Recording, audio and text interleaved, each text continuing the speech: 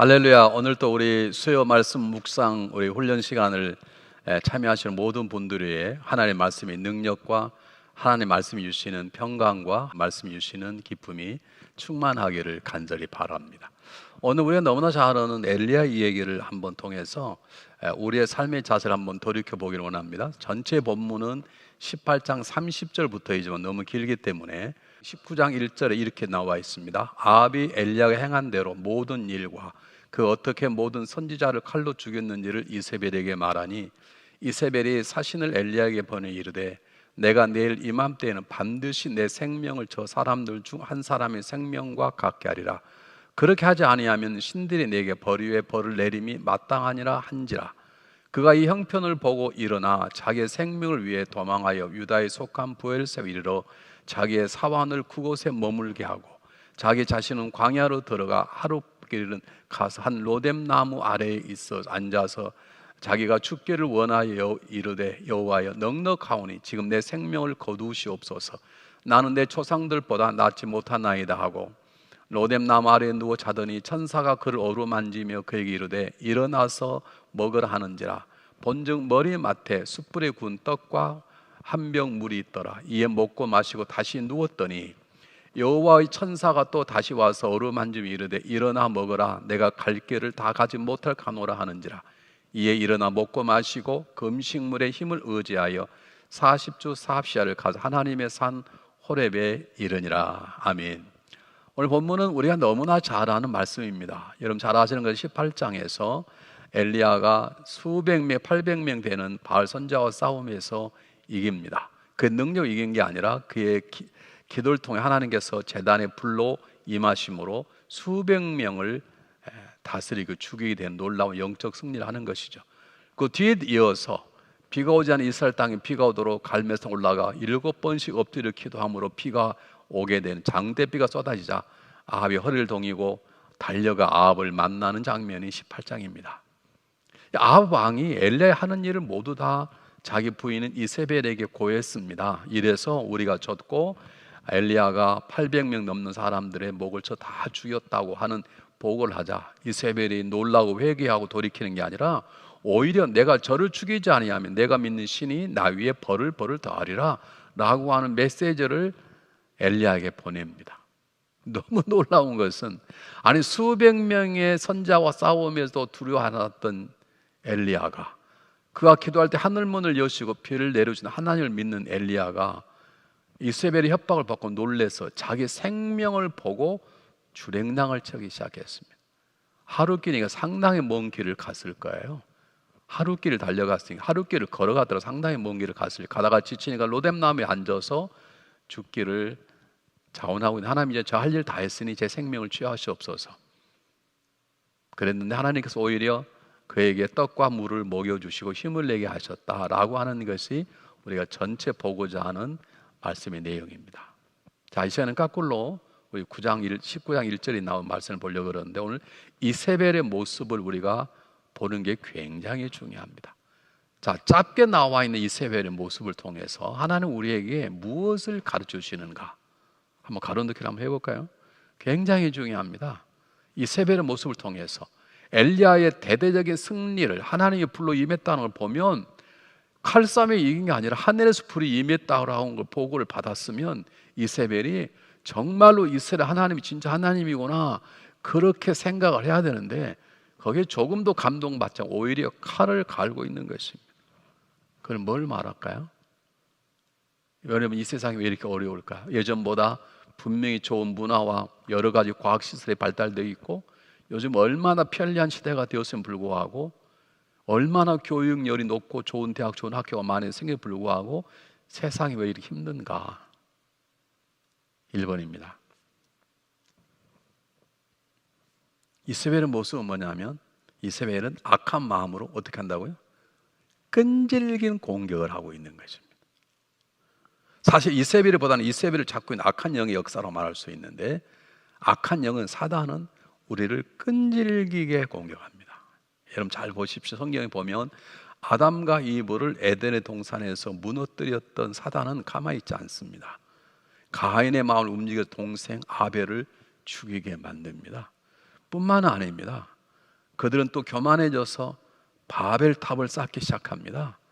계속된 역사는 끊임없이 계속되는 것입니다. 우리가 이 땅에 주님이 오실 그날까지 어쩌면 우리를 공격하는 악의 역사는 끈질기게 계속되는 것을 여러분 놓치지 마시기 바랍니다. 이 말은 무슨 말이냐면 우리가 지금 말씀을 묵상을 하니까 그렇구나, 악한 마음, 악한 영의 역사는 끈질기는구나, 이세벨이 끈질기게 엘리야를 죽이는 것처럼 사단의 역사는, 세상의 악한 문화는 우리를 넘어뜨리는구나, 그렇게만 생각해 버리시면 묵상이 안 됩니다. 그 다음에 중요한 묵상이 뭐냐면 혹시 나에게 끈질긴 악한 영의 역사가 무엇인지, 지금 나를 흔들고 있는 세상의 악한 풍조가 무엇인지, 아니면 나도 모르게 이세벨처럼 악한 영에 붙잡혀서 악한 말, 악한 생각을 하고 있는 것은 아닌지 한번 생각할 필요가 있는 것이죠. 자, 두 번째. 자, 이세벨은 두 번째 배우는 건 뭐냐면 왜 이세벨이 저렇게 그냥 엘리야를 죽이려 그러는 것입니까? 악한 영의 역사이기 때문에 그렇습니다. 그런데 더 중요한 것은 하나님이 뭐를 시기하고 질투함입니까? 한번 생각해 보십시오.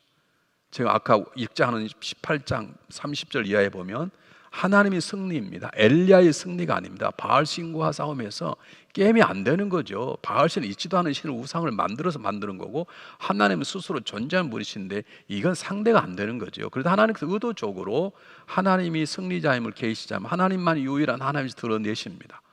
근데 그걸 이세벨이 보고 있지 못하는 거예요. 그래서 뭐라 그래요? 하나님의 뭘 시기하고 질투합니까? 하나님의 승리를 시기하고 질투하는 것입니다. 여러분, 왜 아담과 이브가 넘어졌을까요? 하나님과 싸움을 걸었다고 패배한 루시퍼라는 사단이 그 하나님의 승리를 그냥 못 보는 거예요. 너무 시기 질투가 나니까 하나님한테 대들었자 이길 수 없으니까 하나님이 창조한 최고의 창조물인 아담과 이브라도 공격하겠다는 것입니다. 여러분, 우리가 승리하면, 교회가 부흥하면 사단은 시기하고 질투합니다. 가만히 있지 않습니다. 그래서 우리가 무장해야 되는 것인데요, 한번 성경 한번 보겠습니다. 요한계시록 12장 10절 말씀 우리 함께 읽겠습니다. 내가 또 들으니 하늘에 큰 음성이 있어 이르되 이제 우리 하나님의 구원과 능력과 나라와 또 그의 그리스도의 권세가 나타났으니 우리 형제들을 참수하던 자 곧 우리 하나님 앞에서 밤낮 참수하던 자가 쫓겨났고, 그래서 사단은 우리를 참수하는, 하나님 앞에 저자는 나쁜 자입니다, 저 목사는 나쁜 목사입니다, 저자를 버리십시오, 계속 한 번 하는 게 아니라 지속적으로. 그래서 우리가 하나님의 은혜로 우리의 삶이 평안해지고 우리의 삶이 강건하는 것을 사단은 못 보는 것이에요. 그러면 사단 공격 안 받으려면 적당히 살아야 되겠다? 아닙니다. 그렇게 하면 더 큰일 나는 것입니다. 여러분, 우리가 하나님의 승리를 누리면 여러분, 우리 안에는 기쁨이 있고 감사가 있습니다. 한번 잘 생각해 보십시오. 나는 아닌데 김 집사의 삶이 승리의 역사가 일어났습니다. 모든 산에 박수 칠 만한, 저건 하나님이 하셨다고 말할 만한 놀라운 역사를 김 집사가 얻은 거예요. 내가 배가 아프다, 갑자기 질투가 생기고, 그럴 수 있는 것이지, 그게 꼭 하나님의 은혜야? 이런 마음이 막 생기는 거고, 우린 그럴 때 흔히 목사들끼리 뭐라 그러냐면 이세벨의 영에 붙잡혔다, 그렇게 말합니다. 여러분, 하나님의 승리를 시기하고 질투하는 것은 아주 안 좋은 것입니다. 나에게 일어난 일은 아니지만 누구의 삶 속에 하나님의 승리가 나타나면 우리는 박수를 쳐주고 축하해주고 하나님께 감사해야 되는 것입니다. 만약 그것이 배가 아프다면, 그것이 질투가 생기고 저딴 게 다 있어 이런 생각이 들면 어쩌면 이세벨을 붙잡고 있던 악한 영이 나의 마음도 다스릴 줄 모른다라는 두려움으로 자기 자신을 돌이켜 볼 줄 알아야 되는 것입니다. 성령의 사람은 질투하지 않습니다. 나는 가난해도 누가 부유하면 그게 감사합니다. 나는 연약해도 누군가 건강을 회복했다면 그의 감사요 기쁨이 하나님의 영광인 것입니다. 내 마음에 하나님의 승리가 정말로 기쁨으로만 되는 것인지, 그 승리가 나에게 주지 않았다 하더라도 나와 가까워지는 어떤 사람이 하나님의 승리로 영광을 받고 높아졌다면 그것이 내 마음속에 진정한 감사와 기쁨인지 한번 헤아려 보십시오. 세 번째입니다. 이세벨이 이렇게 하는 가장 중요한 이유가 무엇인가? 왜 그럴까요? 하나님이 불로 임했다는데요. 웬만한 사람 다 볼 거 아닙니까? 아, 이게 바알 신은 전부 다 이게 가짜구나, 여호와가 진짜구나, 하나님이 참 신이구나, 이게 느껴야 될 터인데 오히려 왜 그렇습니까? 답은 간단합니다. 영적으로 죽어 있어서 그렇습니다. 영적으로 죽어 있는 자에게는 하나님이 얘기를 해도 감동받지 않습니다. 살아나야 감동받습니다. 그래서 하나님 먼저 우리를 살리시죠. 그리고 은혜를 베푸시는 것이죠. 살리시는 자체가 은혜이지만 우리가 영적으로 죽어 있으면 아무리 명설교를 들어도 은혜가 되지 않고요, 영적으로 죽어 있으면 그렇게 사람들에게 하나님의 사랑을 받아도 감사와 기쁨이 넘쳐나지 않는 것입니다. 우리에게 등록한 모든 분들은 다 영적으로 살아난 그리스도의 백성들이 되신 줄 믿습니다. 자, 이제 두 번째 오늘 성경 본문을 통해서 그러면 주로 이제 19장 얘기인데요, 18장과 더불어서 엘리야가 왜 이렇게 마음이 흔들려서 주랭랑을 쳐버린 이유가 무엇일까, 그 말입니다. 우리 저 모습을 통해서 우리의 모습을 한번 찾아보려고 그러는 것이죠.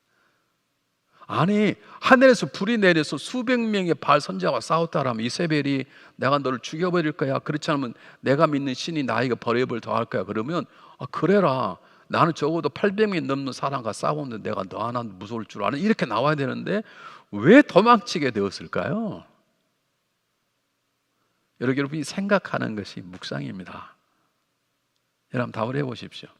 왜 엘리야가 주랭랑을 치고 자기 생명을 보고 이세벨의 칼날을 피해서 도망가고, 도망간 거는 좋아요. 이제 다 했으니 저를 차라리 생명을 취하십시오. 제가 자살은 못하겠습니다만 제 생명 하나님 것이니까 하나님께서 제 생명을 취하십시오. 그게 낫겠습니다. 어떻게 그렇게 되어버렸을까요? 무엇이 엘리야를 이렇게 만들었을까요? 한번 생각해 보는 거죠. 뭘까요? 가로넣기 해보실까요? 네, 뭐냐면 가로넣기입니다. 승리 후에도 무엇이 변하지 않았다. 무엇이 변하지 않았을까요? 분명히 바알 선지자와의 싸움에서 800대의 싸움에서 이겼어요. 승리를 했다고요. 뿐만 아니라 그가 기도할 때 하늘을 여시고 하나님께서 장대비를 내려주셨다고요. 그런데 왜 엘리야가 이세벨의 칼날을 피하고 자기 생명을 두려보고 왜 도망가는 것입니까? 승리를 했는데 답은 무엇일까요? 죄송하게 자꾸 물어서, 왜냐하면 말씀 묵상은 그냥 답을 찾는 게 아닙니다. 이는 4하고 답을 쓰는 게 아니고 생각해 보는 거예요. 왜 2 곱하기 2는 왜 4지? 왜 5되면 안 되는 거지? 이렇게 생각해 보는 거예요. 엘리야가 승리했지 않습니까? 하나님의 역사를 경험했지 않습니까? 수백 명하고 싸웠지 않습니까? 그런데 한 사람과 싸움이 뭐가 두려워서 도망가는 건가요? 가장 중요한 첫 번째입니다. 첫 번째 뭡니까? 승리 후에도 뭐가 변하지 않았을까요? 승리했는데 불구하고 세상이 변하지 않은 것입니다. 세상이 확 바꿔야 되는데, 이스라엘 왕이 바꿔주고 왕비도 바꿔주고 모든 백성 하나님 다 나와야 되는데, 분명히 놀라운 불로 임하는 하나님 임하심을 경험했고 기도할 때 하늘문을 여시고 놀라운 그 은혜를 경험했는데 세상은 여전히 똑같은 거예요. 여러분, 우리가 은혜를 받고 기도하고 기도 응답이 되고 하나님의 역사로 교회가 막 성장하고 그랬다고 세상이 쉽게 변하느냐? 그러지 않습니다. 한번 보겠습니다. 마태복음 4장 10절로 11절. 이에 예수께서 말씀하시되 사단아 물러가라, 기록되었을 때 주의 너희 하나님께 경배하고 다만 그를 섬기라 하였느니라. 이에 마귀는 예수를 떠나고 천사들이 나와서 수정드니라 그랬습니다. 여러분, 예수님께서 기도했다고 세상이 당장이 변한 것이 아닙니다. 예수님께서 십자가에 못 박혀 죽으시고 부활하였지만 세상이 당장이 변한 것은 아닙니다. 그 시간은 변화된 진정한 시간은 예수 하나님의 손에 계시고 예수님이 이 땅에 다시 올 때야 진정으로 세상은 변하게 될 것입니다. 왜 우리가 지금도 어렵냐? 우리가 성령 충만하고 기도 능력을 얻고 정말 아름다운 교회의 공동체를 섬기지만 세상이 쉽게 그렇게 변하지 않기 때문에 우리가 때때로 지칠 수 있습니다.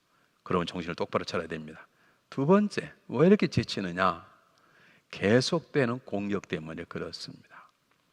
다시 말하면 한번 바알 선지자와 싸움이 끝났으면 좋겠는데 그 다음에 이세벨의 공격이 계속되니까요, 여러분 지친 것이에요. 쉽게 지칠 수 있어요. 여러분, 우리가 살아가는 삶의 역사라는 것은 한 번의 전쟁으로 끝나는 것이 아닙니다. 세상은 한 번 전 이기면 다 끝납니다. 아주 옛날에는 수십만이 모여서도 장군 둘이 나와서 싸워서 한 사람이 지면 전체는 싸움하지 않고 상대방이 항복을 했어요. 전쟁이 뭐 한두 시간 안에 끝내버리는 거죠. 그런데 우리의 영적 전쟁은 집요하게 우리를 공격하고 집요하게 우리를 흔듭니다. 절대로 쉽게 포기하지 않습니다. 또 공격하고 또 공격을 얻습니다. 우리는 일주일에 한 번씩 하나님께서 거룩한 날 쉬라고 말씀하지만 사단은 쉬지 않습니다. 사단은 조금도 쉬지 않습니다. 한번 우리를 건드려서 우리가 승리했다고 사단은 저 사람은 건들지 못할 사람이 아닙니다. 또 공격할 수 있습니다. 그래서 베드로는 베드로전서 5장 8절 이렇게 말합니다. 한번 읽어볼까요? 근신하여 깨어라. 너희 대적 마귀가 우는 사자가 두루 다니며 삼킬 자를 찾느니라. 그렇게 말합니다. 여러분 꼭 기억하십시오. 세상은 한 번 승리로 영원한 승리를 얻을 수 있습니다. 그러나 영적 전쟁은 사단은 물러갔다가 또 공격하고 물러갔던 게 어떤 사람 말하기를 그래 사단은 IQ가 나쁘다는 머리가 나쁘다는 것이 다시 덤벼봤자 되지도 않는데 모르고 계속 덤빈다는 거예요. 어쨌든 우리가 한번 경험했던 놀라운 세상의 유혹과 사단의 공격은 한 번으로 끝나지 않습니다. 나는 이겼구나. 이젠 더 이상 아닙니다. 계속 올 수 있습니다. 우리가 질병 왔다가 치료받으면 또 질병도 오고 또 그러지 않습니까?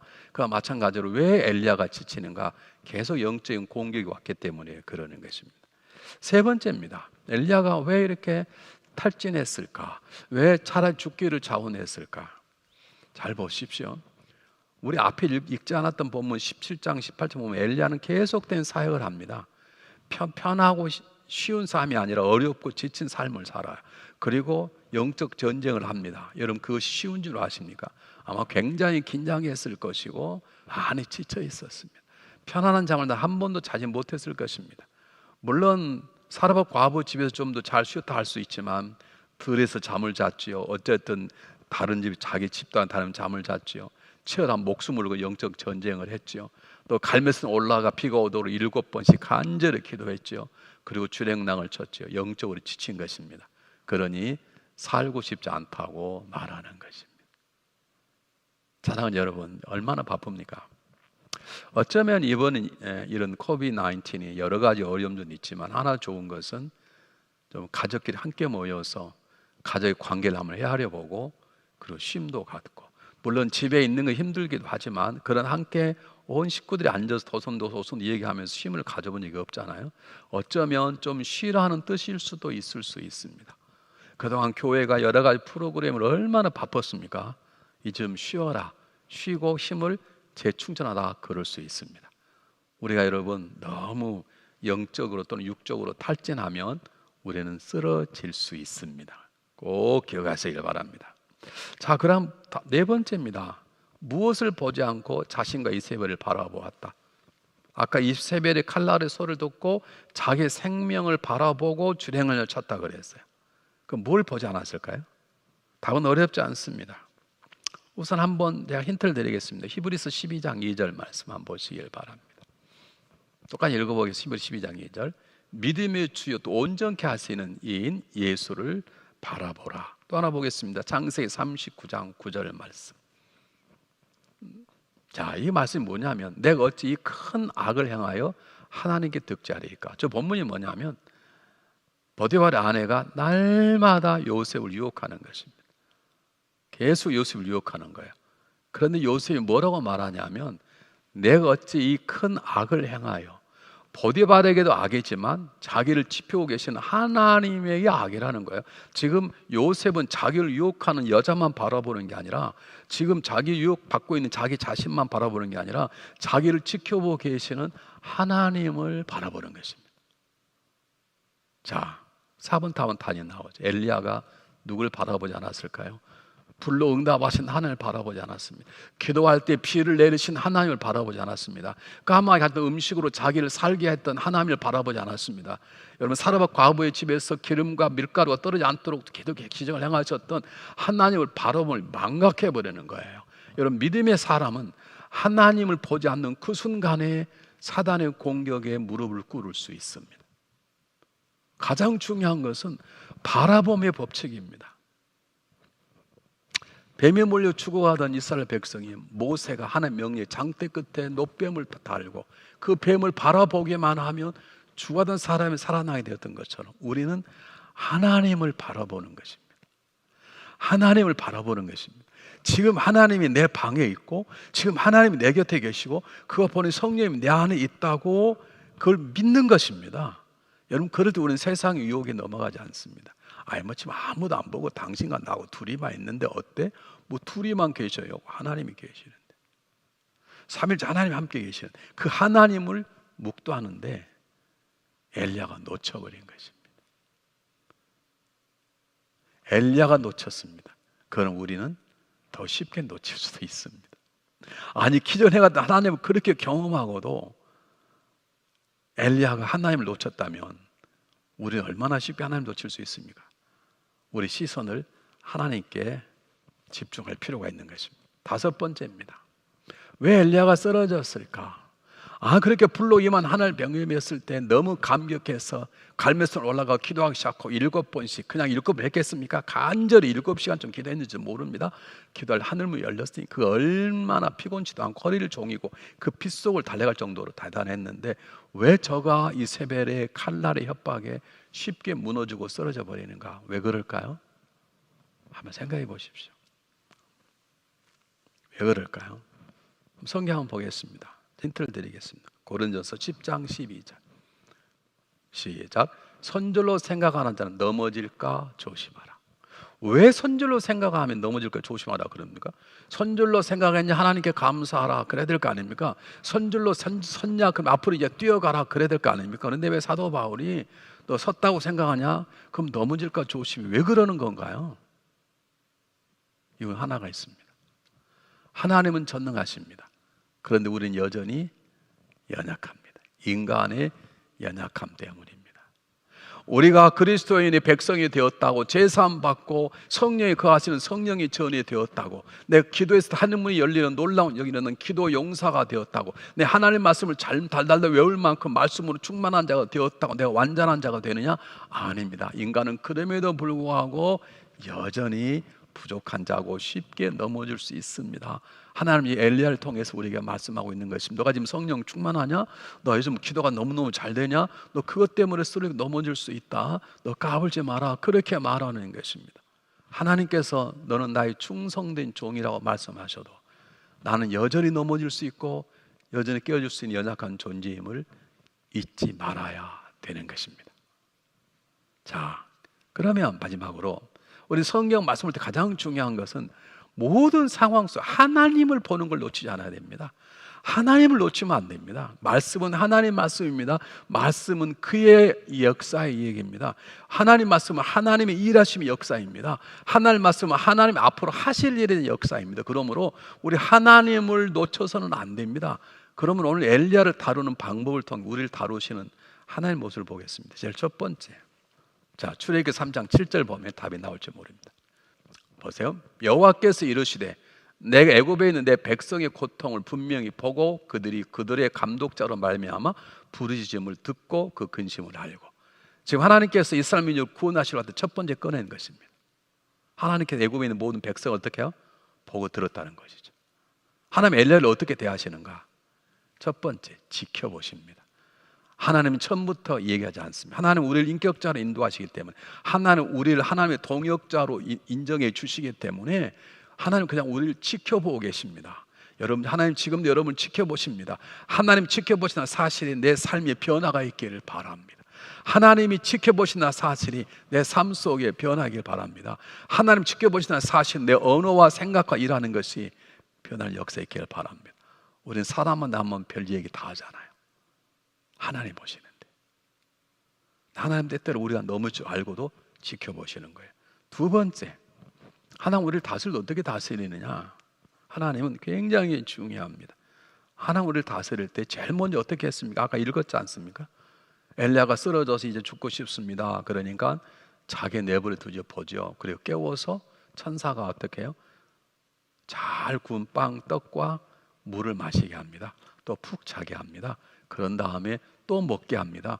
또 쉬게 합니다. 그런 다음에 하나님 그를 대화를 하시죠. 자, 하나님 우리를 다루실 때 어떻게 하느냐? 가장 시급한 문제부터 하나님은 손을 대십니다. 지금 엘리야가 당당하게 커서 엘리사를 세워야 되고, 그리고 마지막까지 하나님 준 일을 해야 되는 거예요. 그 일을 하는 게 가장 중요해요. 그러나 일을 하려면 어떻게 해야 돼요? 일단 먹고 힘을 내야 될 거 아니에요. 그래서 하나님께서 먼저 먹이시고 쉬게 하시는 것입니다. 여러분 생각해 보십시오. 우리 가정의 가장 시급한 문제가 중요한 것인데 덜 중요해도 시급한 게 있어요. 덜 중요하다고 제일 먼저 하는 게 아니에요. 덜 중요하지만 지금 해야 될 일이 있어요. 여러분 우리 가정 속에, 내 삶 속에 가장 시급한 것이 무엇인지, 하나님 우리 가정 속에 무엇을 손대기시길 원하시는지 한번 생각해 보시기 바랍니다. 세 번째, 하나님 무엇을 통해서 새로운 마음을 갖게 하십니까? 다 읽지 않았습니다. 근데 이제 9절부터 읽으면 하나님께서 정신을 차린 엘리야와 이 얘기를 하십니다. 하나님은 대화를 통해서 새로운 마음을 갖게 하십니다. 한번 보겠습니다. 창세기 3장 9절. 아담이 선악과를 따먹어 버렸습니다. 그리고 발가벗은 모습이 부끄러워 무화과 나무 옷을 입고 숨어버렸어요. 근데 하나님 나타나서 뭐라고 말씀하십니까? 너 어디 있느냐? 이 말은 무슨, 너 나하고 좀 대화 좀 하자, 그 뜻입니다. 일단 벌을 내리시더라도 대화를 하십니다.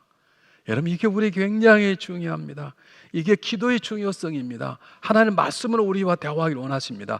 말씀 속에 들어가 하나님 말씀을 읽음으로 하나님 마음을 읽어내고 한 음성을 들을 줄 알아야 되는 것입니다. 하나님 아브라함에게 먼저 징계하지 않았어. 넌 정령 주리라 말씀하지 않고 너 나와 대화하자. 하나님 대화로 풀어가시는 것입니다. 여러분 교회에 문제가 있거든 제발 논문 쓰지 마십시오. 그게 엉뚱한 논문을 쓸 수 있습니다. 대화로 푸십시오.